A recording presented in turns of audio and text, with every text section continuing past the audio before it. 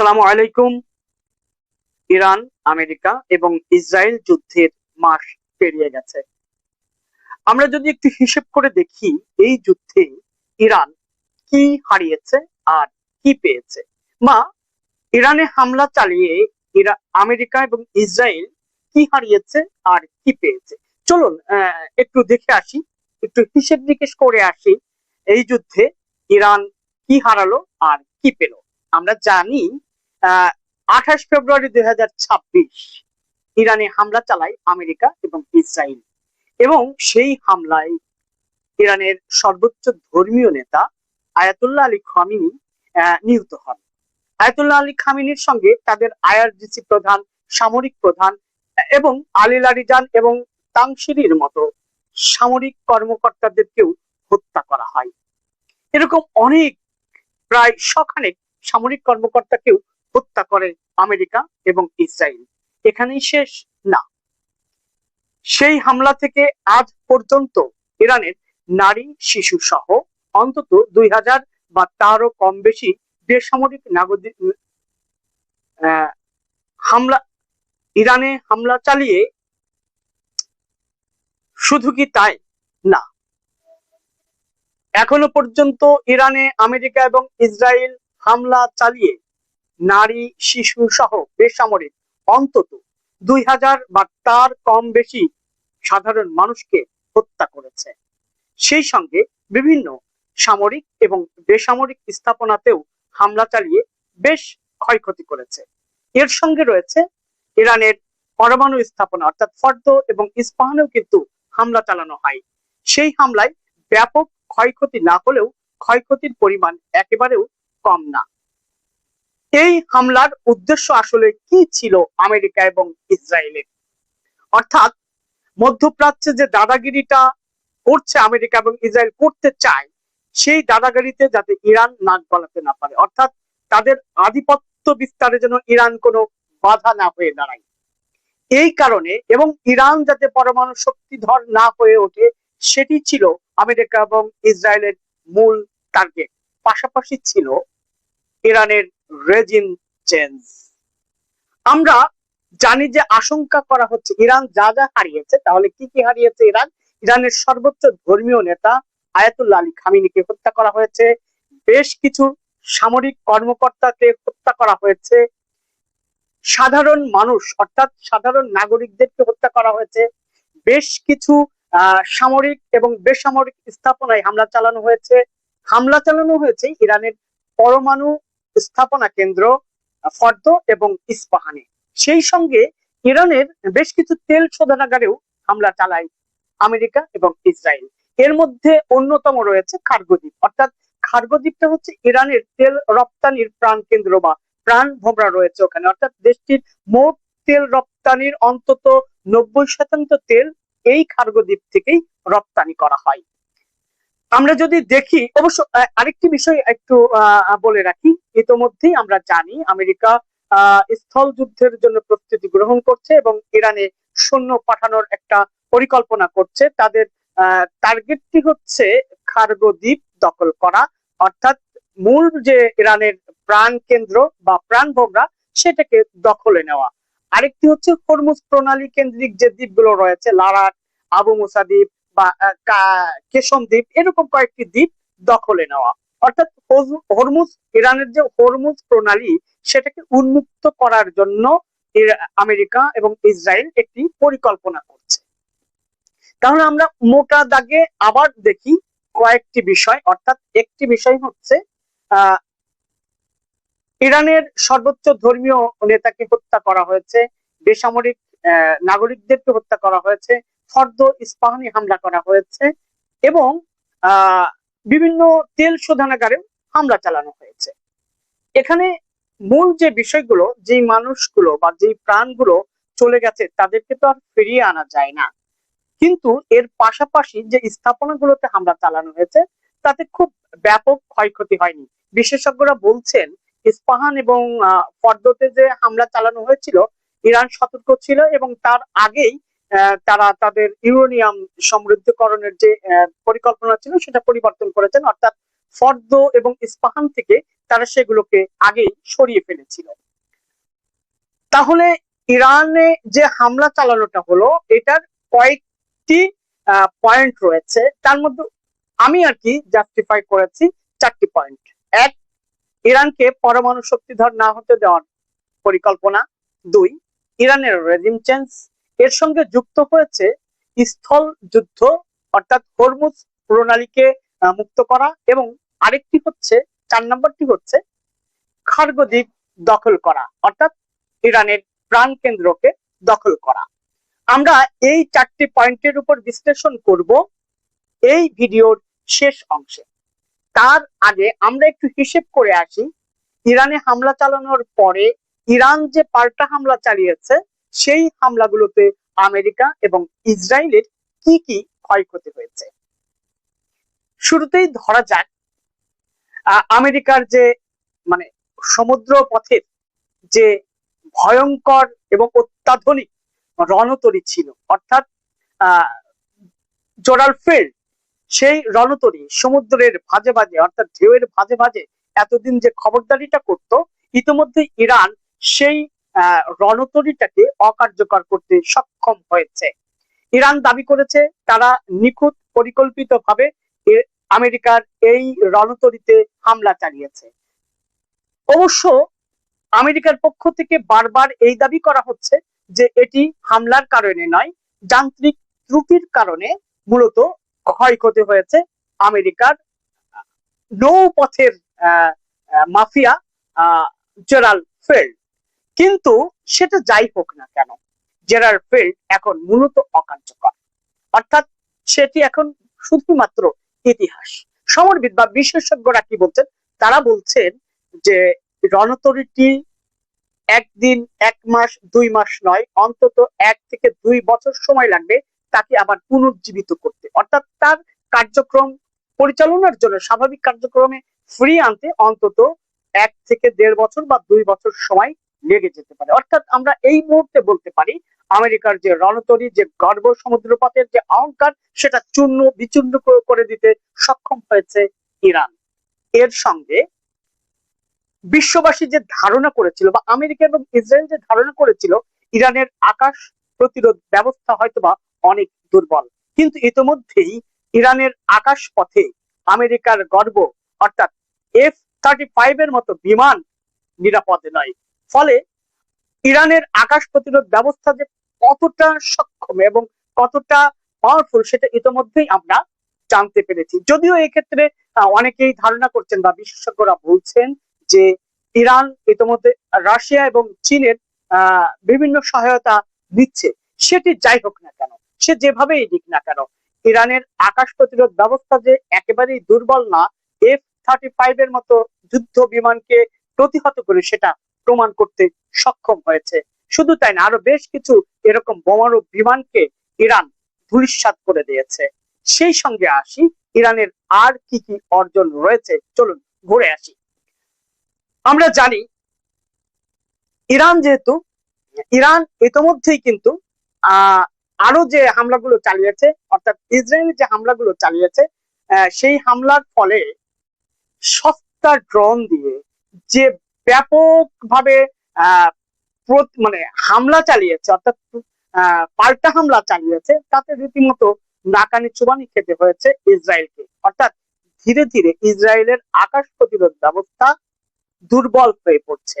শুধু কি তাই না, শুধুই দুর্বল হয়ে পড়ছে বিষয়টি এরকম না। অর্থাৎ একটা আমাদের গ্রাম বাংলায় বা আমাদের বাংলাদেশে একটি গান ছিল, খুব প্রচলিত গান, আমার আমার 1000 টাকার বাগান খাইলো 2 টাকার ছাগলে। অর্থাৎ গল্পটা অনেকটা সেই গানের মতো হয়ে গেছে। অর্থাৎ সস্তা ড্রোন দিয়ে ইরান যখন পাল্টা হামলা চালাচ্ছে ইসরায়েলে, তখন lakh lakh billion billion dollar খরচ করে তার প্রতিরোধ ব্যবস্থা করতে হচ্ছে। সেখানেই কি শেষ? না। আয়রন ডোম বা ডেভিড সিলিং এর মতো তথ্য প্রযুক্তিকে ফাঁকি দিয়ে ইসরায়েলে হামলা চালাচ্ছে ইরান, একদম নিখুঁত মানে পরিকল্পিতভাবে এবং নিখুঁত নিশানায় টার্গেট মিস হচ্ছে না এরকম ভাবে মিসাইল হামলা করছে এবং সেই মিসাইল প্রতিহত করতে পারছে না ইসরায়েল। রীতিমতো তাদের রাতের ঘুম হারাম হয়ে গেছে।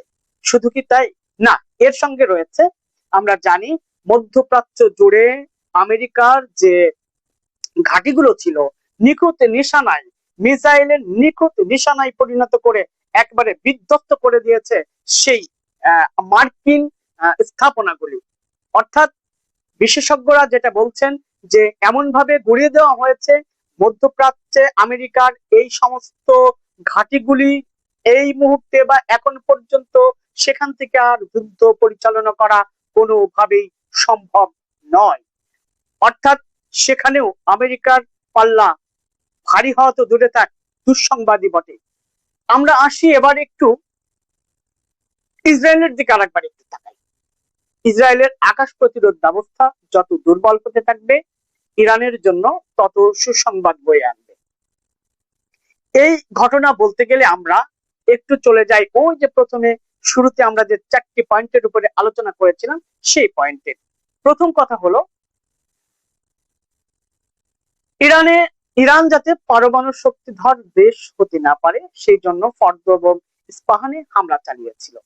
সেই স্বপ্নটা আসলে অনেকটা দুঃস্বপ্নই পরিণত হয়েছে। অর্থাৎ আমরা জানি ইতোমধ্যেই যে ইরান এতদিন বলে এসেছে যে তারা পরমাণু অস্ত্র তৈরি করবে না, এটা জায়েজ নেই, নাজায়েজ, হারাম, কিন্তু আজ সময়ের দাবি হয়ে উঠেছে সেই পরমাণু অস্ত্র তৈরির জন্য। অর্থাৎ ইরান জুড়ে এখন দাবি, এখন শুধু দাবি এবং খুব জোর দাবি চলছে যে ইরান পরমাণু অস্ত্র তৈরি করবে। অর্থাৎ বিশেষজ্ঞরাও এই ক্ষেত্রে বলছেন ইরান হয়তোবা ইতিমধ্যেই পরমাণু অস্ত্রের তৈরির দ্বার প্রান্তে গিয়েছেন, তার একটি সাইন রয়েছে। আমরা একটু আলোচনা করে দেখি দিয়াগো গার্সিয়া।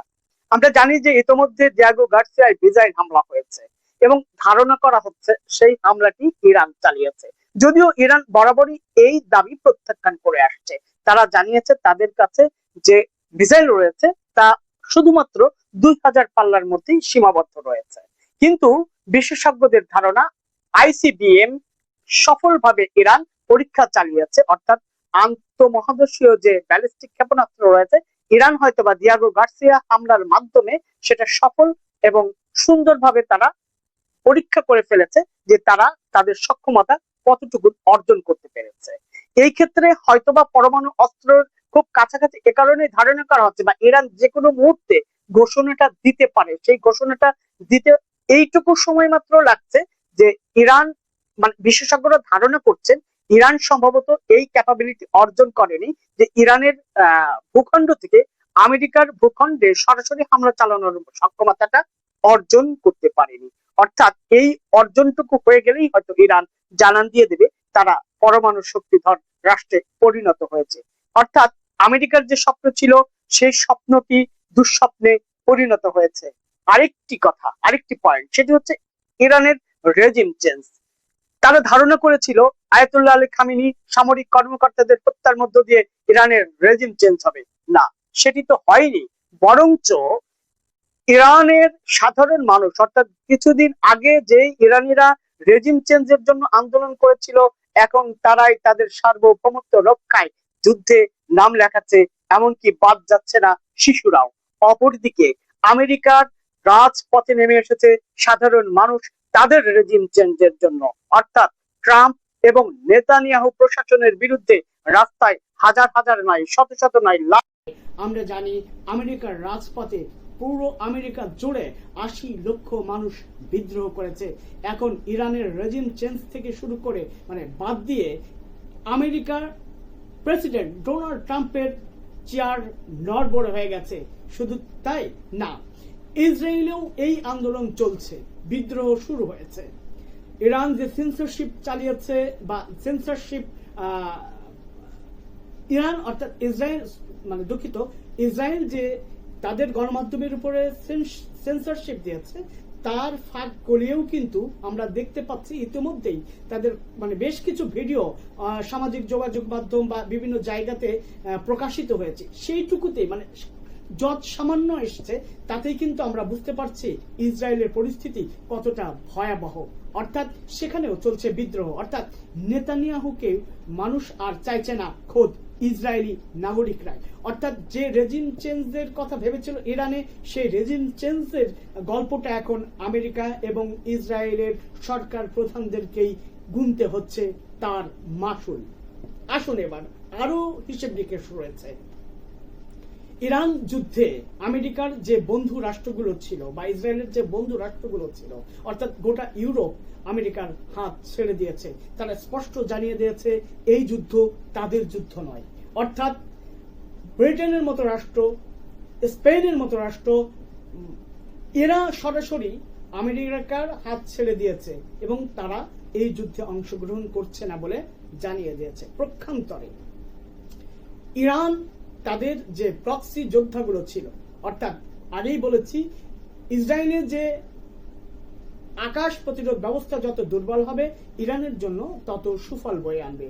অপরদিকে ইরানের যে বন্ধু যোদ্ধারা রয়েছে লেবানন বা এই যে হুতি বিদ্রোহী, এরা কিন্তু এখন ইরানের পক্ষে মাঠে নামছে এবং নামার অপেক্ষায় আছে ওই পর্যন্ত যেই পর্যন্ত ইসরায়েল আকাশ প্রতিরোধ ব্যবস্থাটা দুর্বল হওয়ার অপেক্ষা, ওই পর্যন্তই অপেক্ষা করতে হচ্ছে। পাশাপাশি আমরা আরেকটি বিষয় দেখি, সেটি হলো স্থল যুদ্ধ। আমেরিকা ইরানে স্থল যুদ্ধ চালাবে। কি করবে? তাদের কার্গো দ্বীপ দখলে নেবে, কাশিম দ্বীপ বা লাদাখ দ্বীপ, এরকম কয়েকটি দ্বীপ দখলে নেবে, অর্থাৎ স্থল যুদ্ধে নামবে। আমরা জানি ইতিমধ্যেই চেচেন যোদ্ধারা ইরানের পক্ষে যুদ্ধ করার ঘোষণা দিয়েছে। চেচেন যোদ্ধারা কিন্তু যেন তেন কোনো যোদ্ধা নয়, তাদের নিয়ে ব্যাপক আলোচনা রয়েছে। এটি নিয়ে হয়তোবা আরেকটি এপিসোডে আলোচনা করব, কিন্তু শুধুমাত্র সংক্ষেপে বলে রাখি, চেচেন যোদ্ধারা কোনো যেন তেন যোদ্ধা নয়। তাদের ফিগারটা দেখলেই সাধারণ মানুষ তো দূরে থাক, সামরিক কর্মকর্তাদের পিলেই চমকে যায়। সুতরাং সেই স্থল যুদ্ধ কোনো সুখবর বয়ে আনবে বলে মনে হচ্ছে না। স্বপ্ন দুঃস্বপ্নে পরিণত হওয়ার আশঙ্কা রয়েছে।